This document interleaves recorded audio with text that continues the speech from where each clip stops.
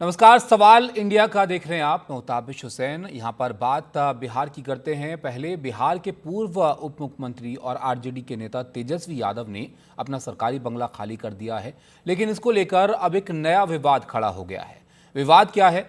BJP का आरोप यह है कि इस बंगले से कई सारी चीजें गायब हो गई हैं। बीजेपी नेता दानिश इकबाल ने तेजस्वी यादव पर कई सामानों को गायब करने का आरोप लगाया है। उन्होंने कहा कि यह बहुत गंभीर मामला है। आपको बता दें कि हाइड्रोलिक बेड के साथ साथ एक पंखा समेत कई सारी चीजों के बंगले से गायब होने की बात यहां पर कही जा रही है।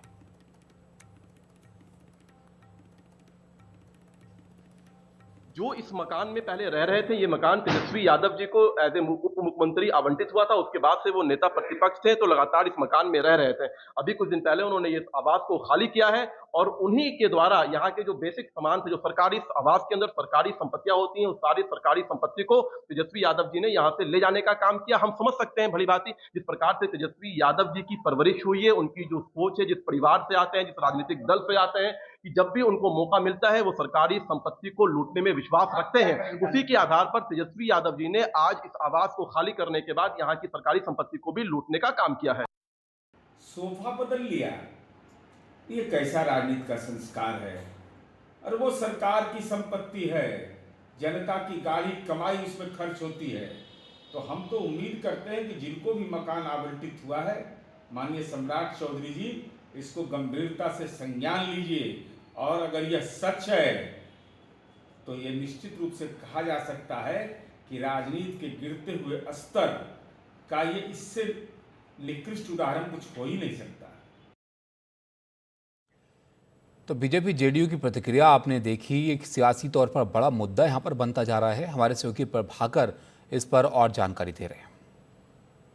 ये पटना का 5 देश रत्न मार्ग है। ये आधिकारिक बंगलो है बिहार के डेप्यूटी चीफ मिनिस्टर का, और इधर मेरे बाईं ओर जो है ये मुख्यमंत्री आवास है। एक अन्य मार्ग जो है, ये आवास पिछले कई सालों से तेजस्वी यादव के कब्जे में था। वो यहाँ रह रहे थे एक मुख्यमंत्री उप मुख्यमंत्री के तौर पे, और आज उन्होंने वो बंगला खाली किया है।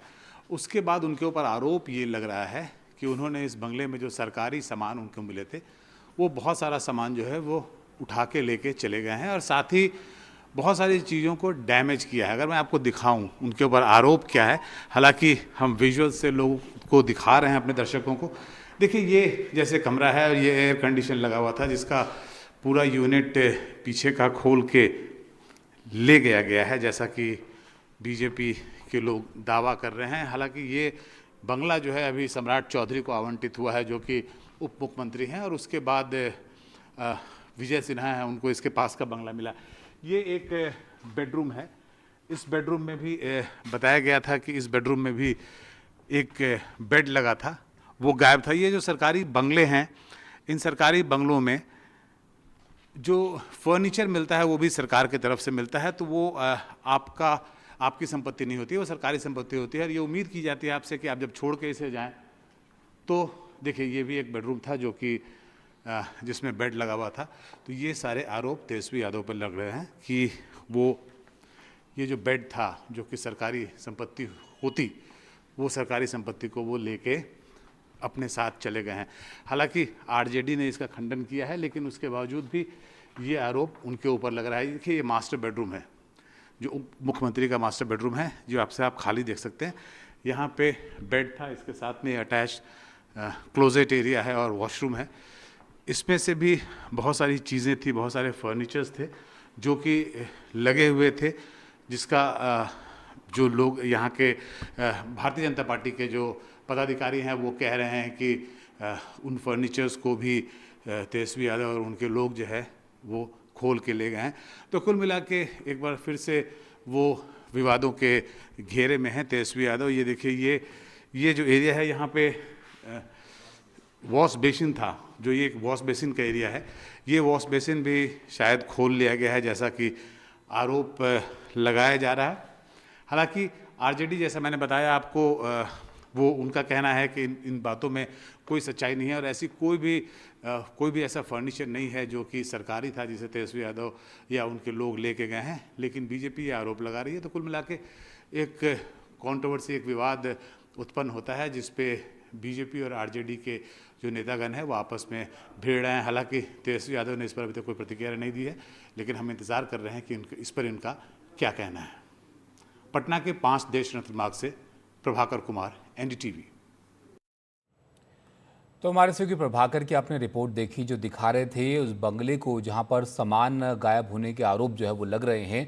मृत्युंजय तिवारी जी हमारे साथ जोड़ रहे हैं, प्रवक्ता हैं आरजेडी के, और सौरभ दुबे राजनीतिक विश्लेषक हैं। मृत्युंजय जी, आरोप गंभीर लग रहे हैं यहाँ पर तेजस्वी जी पर, कहाँ गया सामान?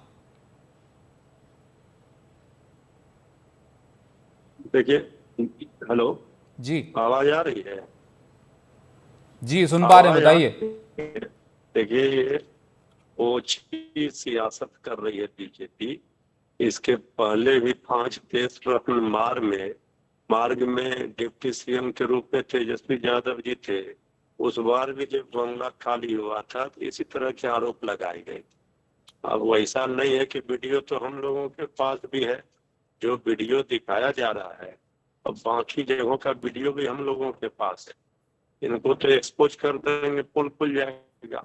अब ये घटिया मानसिकता है कि इस तरह का बेबुनियाद अलग-अलग आरोप लगा करके ये क्या बताना चाहते। अगर इनको इतना ही सियासत में इसी स्तर का सियासत करना है तो फिर बहुत सारे वीडियो हमारे पास भी हैं कि कौन कहाँ खाली कर रहा है बंगला, बीजेपी के नेता और क्या क्या लेकर जाए।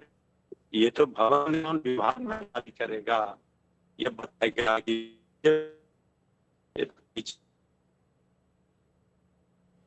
मृत्युंजय जी, आपकी आवाज ठीक से नहीं आ रही है, आपका संपर्क ठीक से नहीं जुड़ पा रहा है हमसे, कोशिश करते हैं उसको ठीक करने की।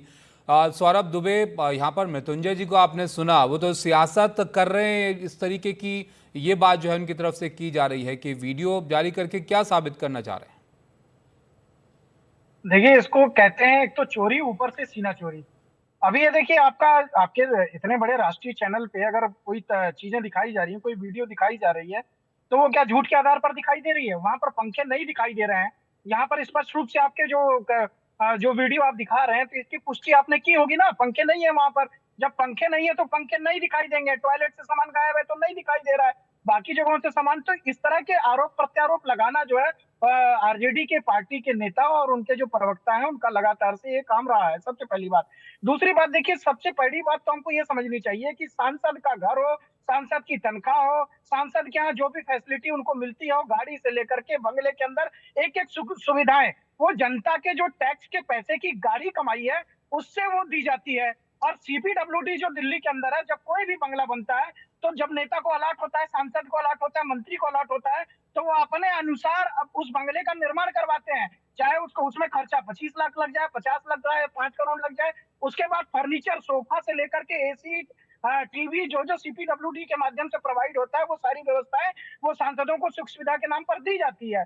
यह बहुत ही दुर्भाग्यपूर्ण देखने में रहा है कि कुछ राजनीतिक पार्टियों के नेता, और स्पष्ट रूप से जो आरजेडी पार्टी के नेता भी दिखाई दे रहे थे जब उन्होंने घर खाली किया, और इस तरह से वहां बताइए पंखे गायब है, भाई आपकी सामान वहां से गायब है। मतलब आप एक तरफ तो 35 हजार रुपए की चप्पलें पहनते हैं ये लोग। अभी मैं उनका देख रहा था, एक जगह पॉडकास्ट कर रहे थे, उसमें 35,000 रुपए की चप्पल एंकर ने पूछा तो वो नाराज हो गए, बोले मैंने फुटपाथ से ली है। बोले 35,000 रुपए की चप्पल क्या फुटपाथ में मिलती है? ये ब्रांड जो है।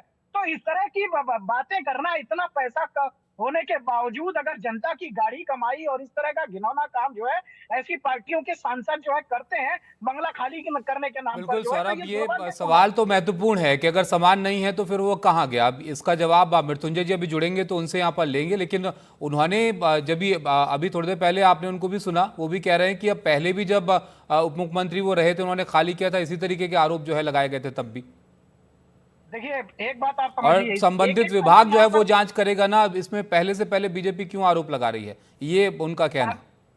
अब इसी एक बात को समझिए, जब आप कोई बंगला खाली करते हैं तो सीपीडब्ल्यूडी वहां पर जो सामान है वो कोई व्यक्तिगत सामान नहीं होता है। ये पंखे, ट्यूबलाइट, वहां पर लगा हुआ एसी, वहां पर लगा हुआ फर्नीचर, जो सोफा बेड है, ये सारा कुछ सीपीडब्ल्यूडी का होता है। और बाकायदे आप ऑर्डर करवा करके जो है वो लगवाते हैं कि आपको किस कमरे में क्या क्या व्यवस्था चाहिए। तो अगर वहां पर पंखे नहीं है तो पंखे कहाँ चले गए? आपके कैमरे में क्या पंखा दिखाई दे रहा है? भाई ये वीडियो के अंदर जो है आपने भी तो पुष्टि की होगी ना इसमें। जब वहां पर पंखा नहीं लगा हुआ है तो निश्चित रूप से पंखा खोल करके ले गए। अब वो वो तो जांच का विषय है कि तेजस्वी यादव स्वयं खोले या फिर कोई और खोल करके ले गया, जी। लेकिन पंखा उस कमरे में नहीं है। जब आप हैंडओवर करते हैं सीपीडब्ल्यूडी को मकान, तो बकायदे जो सामान आपने लिया है उसकी एक एनओसी आपको दी जाती है, और एनओसी पे सीपीडब्ल्यूडी की जिम्मेदारी होती है कि जो सामान सांसद को दिया गया था वो यथास्थिति में वापस मिले। अब यहाँ पर ये सामान तो गायब हो चुका है, निश्चित रूप से कोई एनओसी तो सीपीडब्ल्यूडी ने ली नहीं होगी, और सीपीडब्ल्यूडी का कोई व्यक्ति अभी आधा सामान तो निकाल करके ले नहीं जाएगा, क्योंकि जब तक मामला किसी दूसरे सांसद को अलर्ट नहीं हो जाता उसके बाद ही सीपीडब्ल्यूडी अपना काम करती है, क्योंकि उनको अपने अनुसार उस बंगले का निर्माण कराना पड़ता है। बिल्कुल सौरभ, महत्वपूर्ण सवाल है ये, जाहिर तौर पर इसके जवाब जो है वहां पर पूछे जाएंगे आरजेडी से कि आखिर ये सामान जो है वो वहां पर अगर गया है, गायब नहीं दिख रहा है वहां पर, तो कौन इसको लेकर गया है, इसको तो बताना पड़ेगा इनको। बहुत शुक्रिया आपका हमारे साथ जुड़ने के लिए सौरभ दुबे, राजनीतिक विश्लेषक जो इस मुद्दे पर अपनी राय यहाँ पर रख रहे थे। तो आरोप यहाँ पर लग रहे हैं कि जब बंगला खाली किया तेजस्वी यादव ने तो सामान कई सारा जो है वो वहां पर अब नजर नहीं आ रहा है। अब इस पर बीजेपी का अपना तर्क है, देखिए इस पर आरजेडी जो है वो क्या आगे कहती है। बहरहाल एक और मामले की बात करते हैं। लैंड फॉर जॉब केस में लालू परिवार को बेल जो है वो मिल गई है। राउस एवेन्यू कोर्ट से लालू परिवार को जमानत मिली है इस मामले में, और लालू प्रसाद यादव समेत 9 आरोपियों को बेल यहां पर कोर्ट ने दे दी है। सभी आरोपियों को 1-1 लाख के निजी मुचलके पर बेल यहां पर मिली है, और अगली सुनवाई इस मामले में अब 25 अक्टूबर को होगी। कोर्ट ने तेज प्रताप को भी आरोपी यहां पर बना लिया था। आपको बता दें कि ईडी ने अपनी चार्जशीट में लालू यादव को घोटाले का मास्टरमाइंड बताया था। जमीन के बदले नौकरी का यह मामला 2004 से 2009 के बीच का है। लालू यादव का आरोप ये है इसमें कि रेल मंत्री रहते हुए उन्होंने अपने पद का दुरुपयोग किया और रेलवे में ग्रुप डी में कई लोगों को जमीन के बदले नौकरी दी।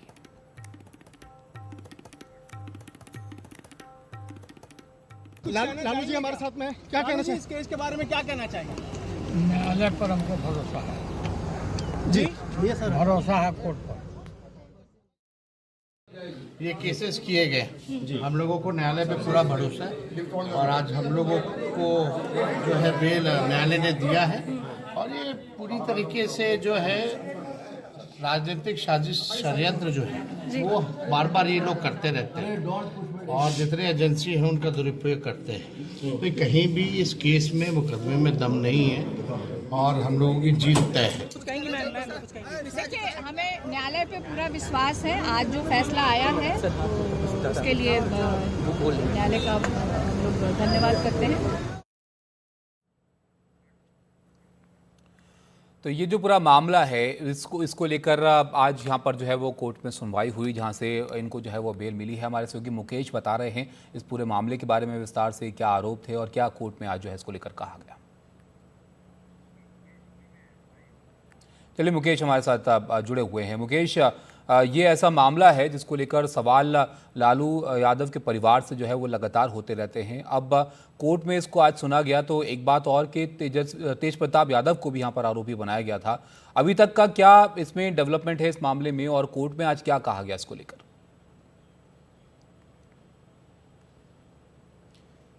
देखिए, जो ईडी है उसने बीते 6 अगस्त को इस पूरे मामले में एक सप्लीमेंट्री चार्जशीट कोर्ट में दायर की थी, जिसमें कुल 11 आरोपी बनाए गए थे। हालांकि उन 11 आरोपियों में से 3 आरोपियों की पहले ही मौत हो चुकी है, तो कुल 8 आरोपी बचे थे।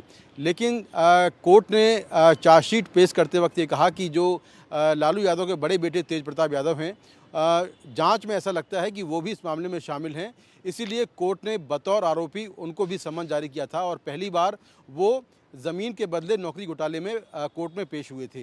तो तेजस्वी यादव, लालू यादव और तेज प्रताप यादव ये तीनों पेश हुए थे, और बाकी के जो आरोपी हैं वो पेश हुए थे। कुल 9 आरोपी थे। पेशी के बाद सभी आरोपियों ने कोर्ट में अपनी जो बेल एप्लीकेशन है वो मूव की।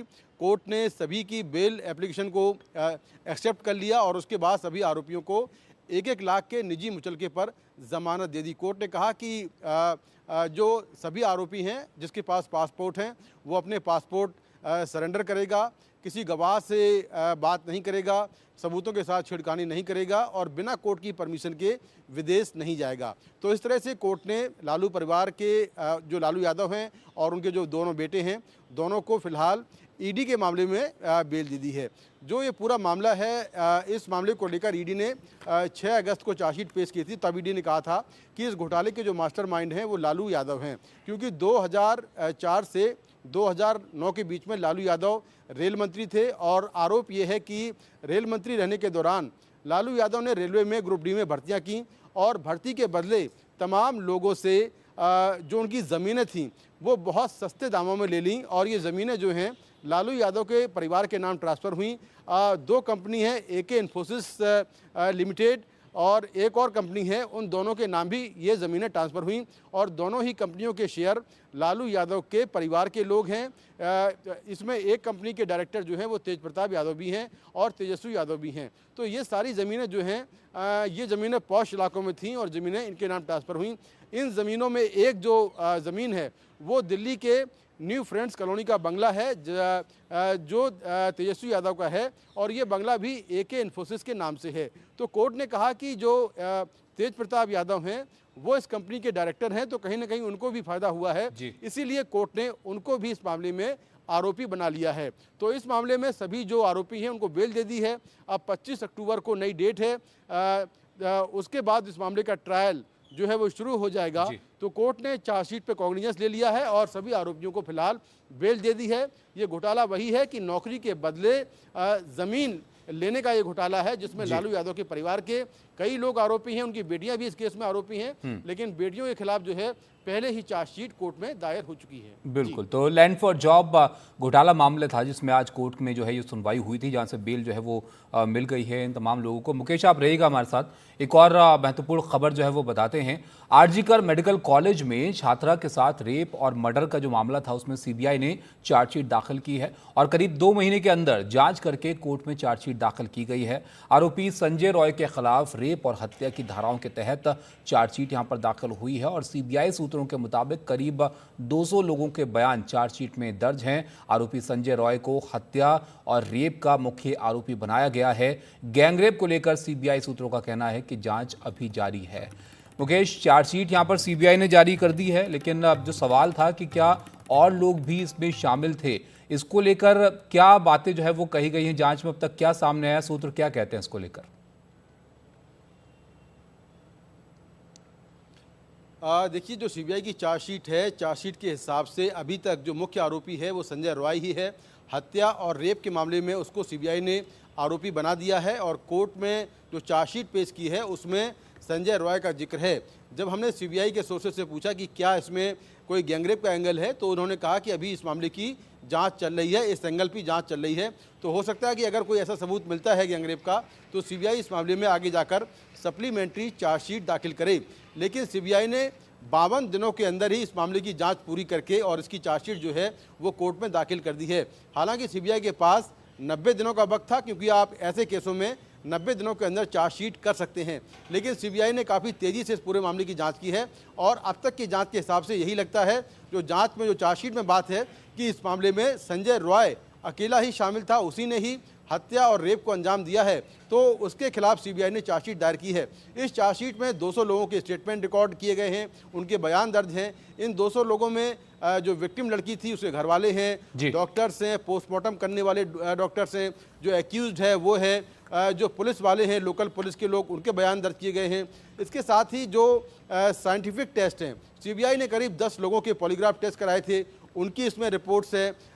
इसके अलावा जो कॉल रिकॉर्ड्स हैं, जो मैसेज हैं, जो मोबाइल की लोकेशन है आरोपी की, वो भी इस चार्जशीट का हिस्सा है। इसके साथ ही जो CCTV कैमरों का फुटेज है जिसमें आरोपी संजय रॉय अकेले सेमिनार हॉल के अंदर जाता हुआ और निकलता हुआ दिखाई दे रहा है, उसको लेकर जो फुटेज है वो सारे फुटेज भी CBI ने चार्जशीट के जो फुटेज है वो चार्जशीट का हिस्सा है। इसके साथ ही CBI ने यह भी कहा है कि मौके से आरोपी का जो ब्लूटूथ था वो बरामद किया गया था। ब्लूटूथ का जो मैक ID है वो उसके मोबाइल से मैच हो गया था। साथ ही उसका जो ब्लूटूथ था वो उसके मोबाइल से ऑटोमेटिक कनेक्ट हो गया था। उसने जो जुर्म कबूला है उसका भी डिटेल है। इसके साथ में जो सबसे बड़ी बात है वो है DNA रिपोर्ट। आरोपी की DNA रिपोर्ट जो है वो मैच कर गई है, यानी कि जो मौके से आर्टिकल्स मिले थे और साथ में जो आरोपी ने वारदात के बाद कपड़े पहने थे, जूते पहने थे, उसका जो बैग था उसके जो DNA के सैंपल थे और आरोपी का जो DNA का सैंपल है वो आपस में मैच कर गया है। और ये काफ़ी अहम सबूत है कोर्ट में, क्योंकि ये सबूत जो है DNA का मान्य होता है। तो CBI ने टेक्निकल इन्वेस्टिगेशन और साइंटिफिक इन्वेस्टिगेशन के साथ साथ जो स्टेटमेंट रिकॉर्ड किए हैं वहाँ पर, जो फॉरेंसिक जांच वहाँ पर की है, ये सारी चीज़ें अपनी इस चार्जशीट में रखी हुई हैं। और इसके बाद आगे क्या सीबीआई को सप्लीमेंट्री चार्जशीट कोर्ट में पेश करेगी, क्योंकि अभी सीबीआई ने कहा है कि इस मामले की जो इन्वेस्टिगेशन है वो ओपन है, अभी जांच चल रही है।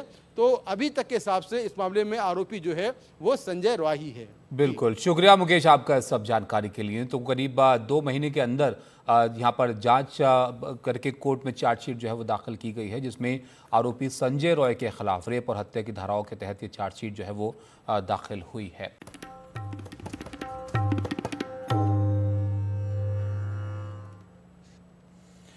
केंद्रीय गृहमंत्री अमित शाह ने आज नक्सल प्रभावित राज्यों के मुख्यमंत्रियों और शीर्ष अधिकारियों के साथ बैठक करके नक्सल प्रभावित इलाकों में सुरक्षा हालात की समीक्षा की। इसमें नक्सल प्रभावित 8 राज्यों आंध्र प्रदेश, छत्तीसगढ़, बिहार, झारखंड, तेलंगाना, ओडिशा, महाराष्ट्र और मध्य प्रदेश के सीएम शामिल हुए।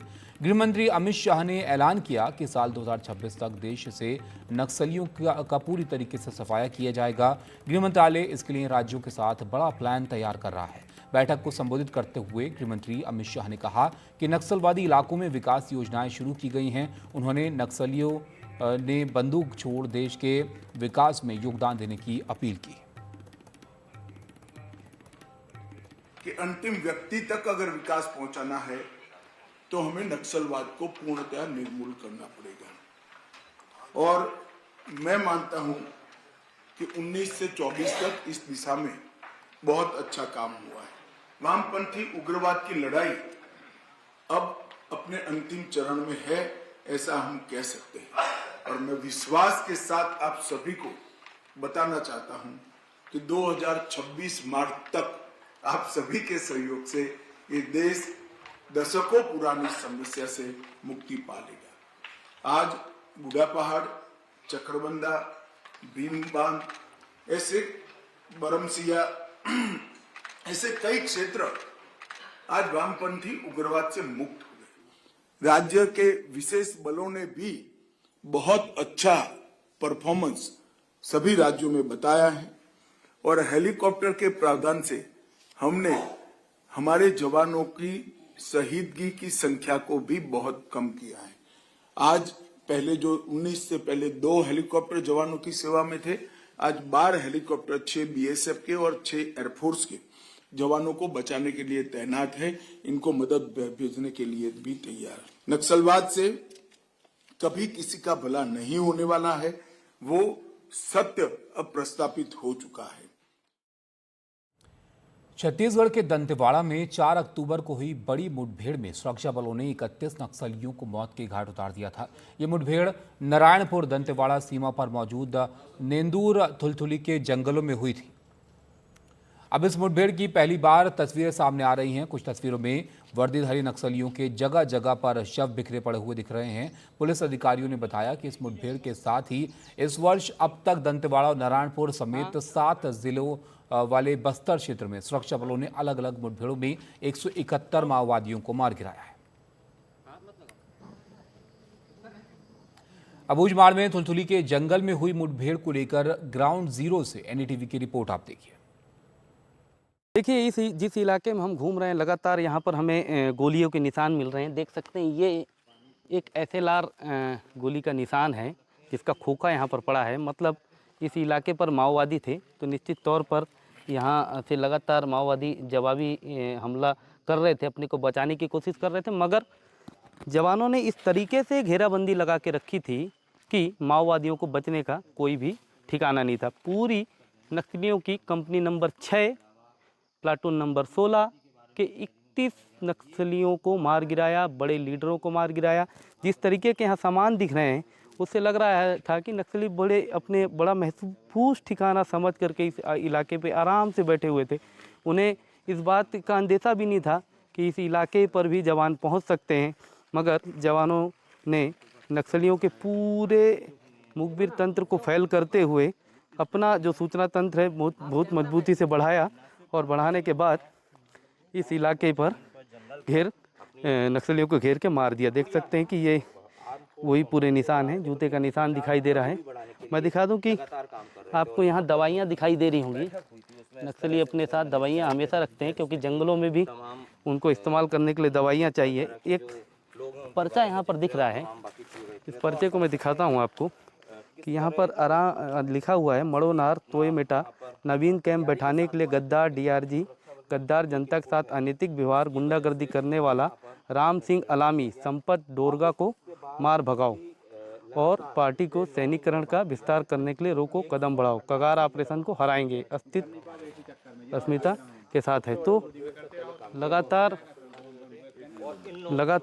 यहाँ पर इस तरीके से मतलब चल रहा है ये मुठभेड़ में। आपको पूरे सामान दिखाई दे रहे होंगे। ये देखिए, ये जिस तरीके से यहाँ पर आपको थर्मस की बाटलें दिख रही हैं, तो आप समझ जाइए कि बड़े स्तर के नक्सली थे। SZC मेंबर थे, यहाँ पर नीति थी, यहाँ पर कमलेश थे, यहाँ पर सलाम थे। लगभग जो दंतेवाड़ा पुलिस ने उनका इनाम जो बताया वो 1,30,00,000 रुपए का इनाम बताया। नक्सलियों का ये वायर के साथ उनकी जो लोग अपने PLJ में जो पढ़ते हैं वो लोग, जनताना सरकार नक्सलवाद की जो लेनिन की भाषा है वो सब यहाँ पर लिखी हुई है। 1948 से लेकर 19 तक 1948 में फ्रांस देश क्रांति हुआ। मतलब सोचिए कि नक्सली भी यहाँ पर अपनी बौद्धिक लेवल के लिए सारी चीज़ों को पढ़ते हैं।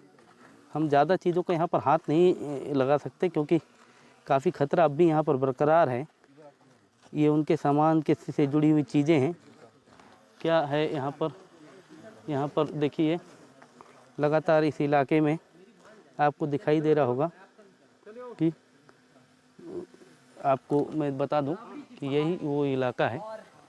इसी इलाके पर इसी अबूझमाड़ के जंगल में 31 नक्सलियों को ढेर कर दिया था जवानों ने। जवानों की बहुत बड़ी कामयाबी थी। उसी कामयाबी की ग्राउंड रिपोर्ट को कवर करने के लिए मैं पंकज सिंह भदौरिया अपने साथी रिकेश्वर राणा के साथ यहाँ पर पहुँचा था। लगातार आज सवेरे से हम इस रिपोर्ट को बना रहे थे ताकि छत्तीसगढ़ का जो सबसे बड़ा हमला नक्सलियों पर हुआ, जवानों की जो सबसे बड़ी जीत है, इसे आप एक टर्निंग पॉइंट समझ सकते हैं। इसे आप इसलिए एक टर्निंग पॉइंट समझ सकते हैं क्योंकि इतनी बड़ी तादाद पर नक्सलियों का मरना जवानों के उस मनोबल को बूस्ट करेगा।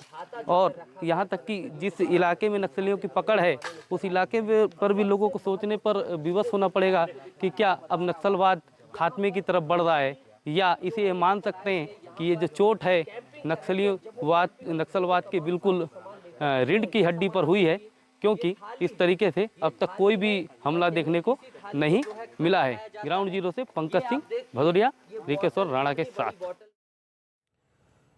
मनी लॉन्ड्रिंग मामले में आम आदमी पार्टी के राज्यसभा सांसद संजीव अरोड़ा के घर पर ईडी की छापेमारी की खबर है। ये छापेमारी दिल्ली, लुधियाना, जालंधर समेत 17 जगहों पर हो रही है। संजीव अरोड़ा पर धोखाधड़ी कर अपनी कंपनी के नाम करोड़ों की जमीन करवाने का आरोप है। ईडी ने इसी मामले में मनी लॉन्ड्रिंग का केस दर्ज किया था। कारोबारी हेमंत सूद के घर पर छापेमारी हो रही है। आम आदमी पार्टी सांसद के घर ईडी की छापेमारी को लेकर अरविंद केजरीवाल और मनीष सिसोदिया ने बीजेपी पर हमला बोला। इन्होंने मेरे को गिरफ्तार कर लिया, इन्होंने संजय सिंह को गिरफ्तार कर लिया, इन्होंने मनीष सिसोदिया को गिरफ्तार कर लिया, इन्होंने सत्येंद्र जैन को गिरफ्तार कर लिया, इन्होंने विजय नायर को गिरफ्तार कर लिया, इन्होंने विभव को गिरफ्तार कर लिया, इन्होंने आज संजीव अरोड़ा के ऊपर ईडी की रेड कर दी। तो ये कोई भ्रष्टाचार के खिलाफ जांच थोड़ी चल रही है। ये तो ऐसे लग रहा है जैसे प्रधानमंत्री जी एक पार्टी के पीछे पड़ गए हैं बुरी तरह से, और जितनी उनके पास ताकत है, एजेंसीज हैं, रिसोर्सेज हैं, सारे के सारे रिसोर्सेज एक पार्टी को और उसके नेताओं को ख़त्म करने के ऊपर लगा दिए हैं। लेकिन हमारे साथ भगवान है, हमारे साथ शक्ति है, तो हमने कोई गलत काम नहीं किया तो हम किस बात से डरेंगे। ये रेड किसी भ्रष्टाचार की जांच में नहीं हो रही। ये रेड हो रही है इसलिए क्योंकि संजीव अरोड़ा जी आम आदमी पार्टी के सांसद हैं, क्योंकि संजीव अरोड़ा जी आम आदमी पार्टी के टीम के एक मेंबर हैं। ये प्रधानमंत्री जी की पूरी मोडस ऑपरेंडी है, क्योंकि आम आदमी पार्टी को वो ना चुनाव में हरा पा रहे हैं, ना केजरीवाल जी को रोक पा रहे हैं, ना केजरीवाल जी के हौसले तोड़ पा रहे हैं, ना केजरीवाल जी की टीम को तोड़ पा रहे हैं। तो एक बार फिर से कोशिश की जा रही है कि उनके एक एमपी को इस तरह से घेरो। ऐसा प्रधानमंत्री जो दिन रात एक पार्टी को खत्म करने के बारे में सोचता रहता हो, ना उसको महंगाई की चिंता हो, ना रोजगार की चिंता हो, ऐसा प्रधानमंत्री देश के लिए खतरनाक है।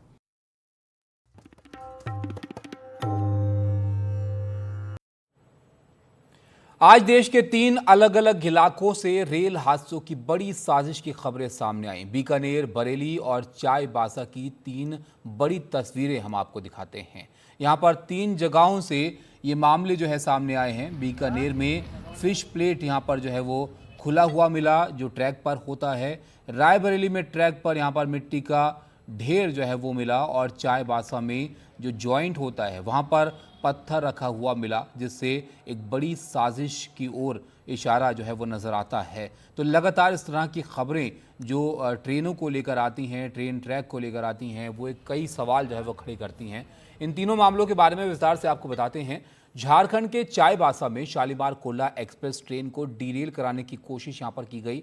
जिले के सोनुआ रेलवे स्टेशन के पास रेलवे ट्रैक के जॉइंट पॉइंट में बड़ा पत्थर फंसा दिया गया था। ट्रैक पर रेलवे की पेट्रोलिंग टीम ने पत्थर को देखा तो ट्रैक से हटाया, जिससे एक बड़ा हादसा होने से यहां पर बचा। इसके अलावा दूसरी तस्वीर आपने देखी राजस्थान के बीकानेर की। यहां पर बीकानेर में रेलवे ट्रैक पर फिश प्लेट खुली हुई मिली। रेल पटरियों को आपस में जोड़ने वाली ये फिश प्लेट जो है, इसका जॉइंट खोल दिया गया था। स्थानीय लोगों ने फिश प्लेट के खुला हुआ उसको देखा तो रेलवे प्रशासन को इसकी सूचना दी। इतना ही नहीं, स्थानीय लोगों ने कुछ युवकों को फिश प्लेट खोलते हुए यहां पर देखा। स्थानीय लोगों के शोर मचाने के बाद युवक यहां से भाग निकले।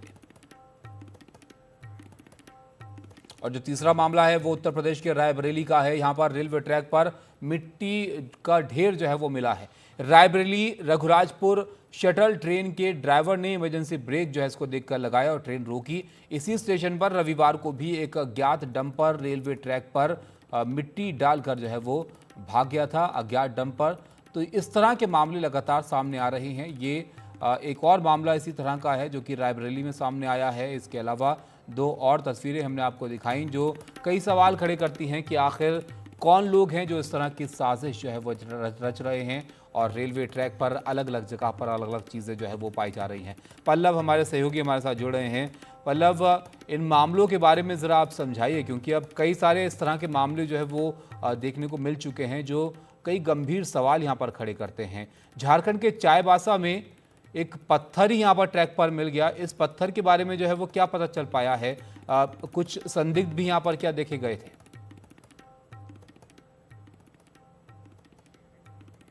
चलिए, पल्लव हमारे साथ जुड़ेंगे, हमारे सहयोगी। तो ये तस्वीरें आप देखिए, 3 तस्वीरें। लगातार इस तरह के मामले जो है वो सामने आ रहे हैं जहाँ पर ट्रैक पर कुछ ना कुछ चीज़ें जो है वो मिल रही हैं। एक गंभीर साजिश की ओर भी ये जो तमाम मामले हैं इशारा करते हैं कि आखिर कौन इस तरह के जो हरकतें हैं वो कर रहा है कि ट्रैक पर अलग अलग जगहों पर जो है डीरेल करने की साजिश ट्रेनों को रची जा रही है। एक चाईबासा की तस्वीर आप देख रहे हैं। ये एक मोटा पत्थर यहाँ पर जो जॉइंट होते हैं ट्रैक के, उसके बीच में फंसा कर रखा गया था ताकि ट्रैक जो है वो ट्रेन का उसमें बाधा डाली जा सके। और रायबरेली में तो यहाँ पर इससे पहले भी एक डंपर जो है वह अज्ञात डंपर मिट्टी डालकर गया था और ये मिट्टी यहाँ पर ट्रैक पर जो है वो देखी गई। और बीकानेर में ये फिश प्लेट खुली हुई यहाँ पर मिली है। और जो कुछ लोग हैं, स्थानीय लोग, उनका ये भी कहना है कि उन्होंने देखा यहाँ पर लोगों को फिश प्लेट खोलने की कोशिश करते हुए और बाद में वो लोगों को देखकर यहाँ से जो है वो भाग निकले।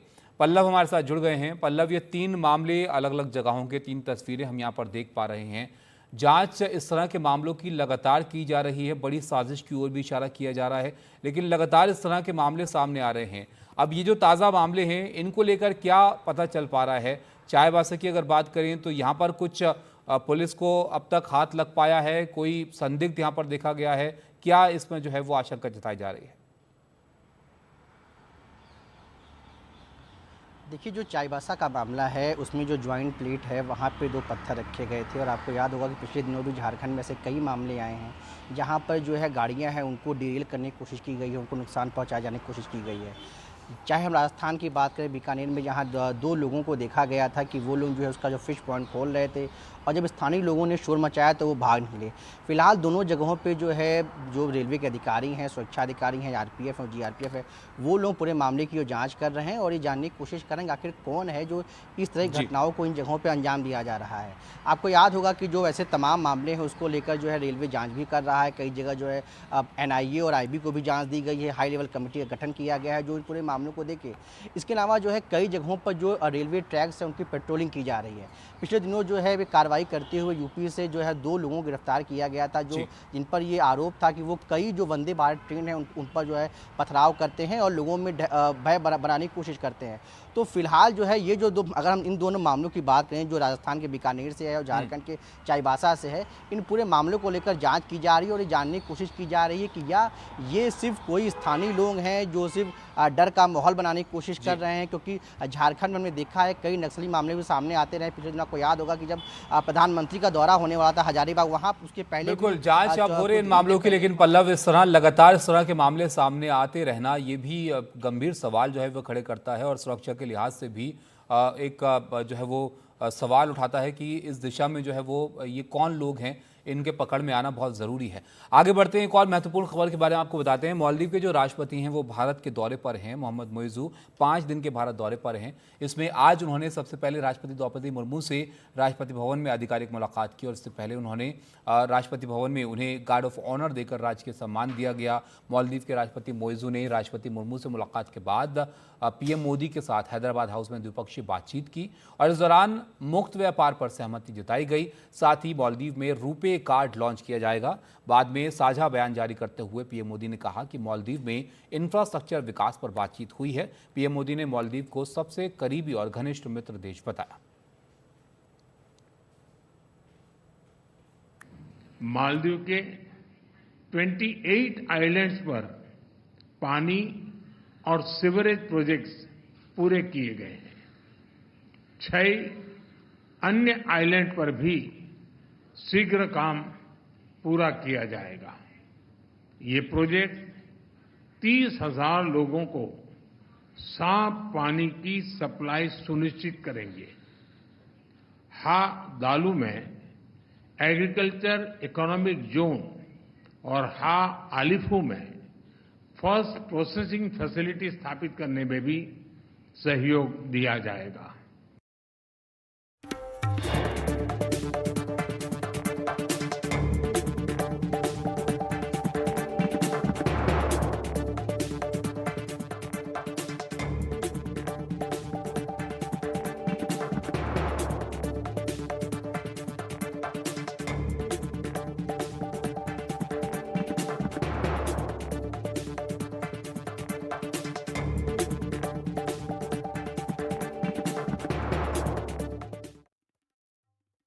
सर्वोकॉन ट्रांसफॉर्मर्स एंड स्टेबलाइजर रखे सब कंट्रोल में। सर्वोकॉन।